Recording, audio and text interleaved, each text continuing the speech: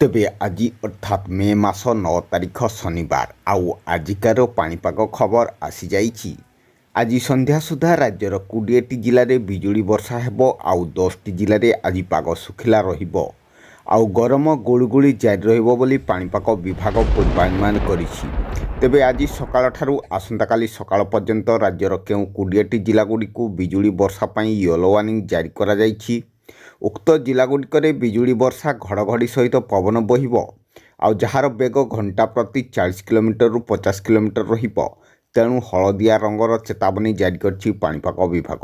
ତେବେ ଆଜି ସନ୍ଧ୍ୟା ସୁଦ୍ଧା କେଉଁ 20ଟି ଜିଲ୍ଲାରେ ବିଜୁଳି ଘଡ଼ଘଡ଼ି ବର୍ଷା ପବନ ବହିବ ସେସବୁର ସମ୍ପୂର୍ଣ୍ଣ ଖବରଟି ଜାଣିବା ପାଇଁ ଭିଡ଼ିଓଟିକୁ ଶେଷ ପର୍ଯ୍ୟନ୍ତ ନିଶ୍ଚିତ ଭାବେ ଦେଖନ୍ତୁ। ଆଉ ଯଦି ତା ପୂର୍ବରୁ ଆମ ଓଜିଏନ୍ ଓଡ଼ିଆ ଚ୍ୟାନେଲଟିକୁ ଏପର୍ଯ୍ୟନ୍ତ ସବସ୍କ୍ରାଇବ୍ କରିନଥିଲେ ଏବେ ହିଁ ସବସ୍କ୍ରାଇବ୍ କରିଦିଅନ୍ତୁ ଆଉ ପାଖରେ ଥିବା ବେଲ୍ ଆଇକନ୍ଟିକୁ ଦବାଇ ଦିଅନ୍ତୁ।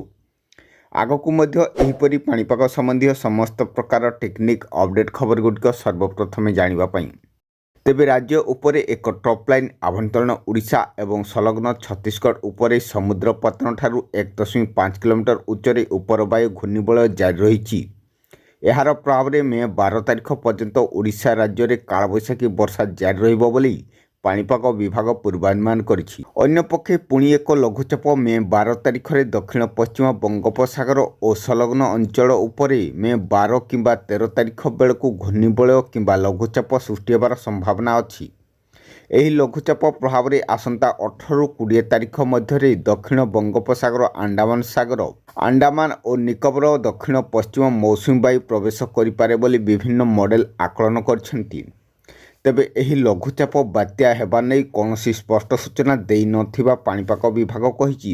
ଆଉ ଲଘୁଚାପ ପ୍ରଭାବରେ 14ରୁ 21 ତାରିଖ ବେଳକୁ ରାଜ୍ୟରେ ବର୍ଷା ବଢ଼ିପାରେ। ତେବେ ଆସନ୍ତୁ ବର୍ତ୍ତମାନ ଜାଣିନେବା ଆସନ୍ତା 24 ଘଣ୍ଟା ମଧ୍ୟରେ 20ଟି ଜିଲ୍ଲାରେ ବିଜୁଳି ବର୍ଷା ହେବାକୁ ଥିବା ଜିଲ୍ଲାଗୁଡ଼ିକ ମଧ୍ୟରୁ କେନ୍ଦୁଝର, ମୟୂରଭଞ୍ଜ, ବାଲେଶ୍ୱର, ଭଦ୍ରକ, ଯାଜପୁର, କେନ୍ଦ୍ରାପଡ଼ା, ଜଗତସିଂହପୁର, କଟକ, ଖୋର୍ଦ୍ଧା, ପୁରୀ, ନୟାଗଡ଼, ଗଞ୍ଜାମ, ଗଜପତି, ରାୟଗଡ଼ା, କଳାହାଣ୍ଡି, କୋରାପୁଟ, ନବରଙ୍ଗପୁର, ମାଲକାନଗିରି।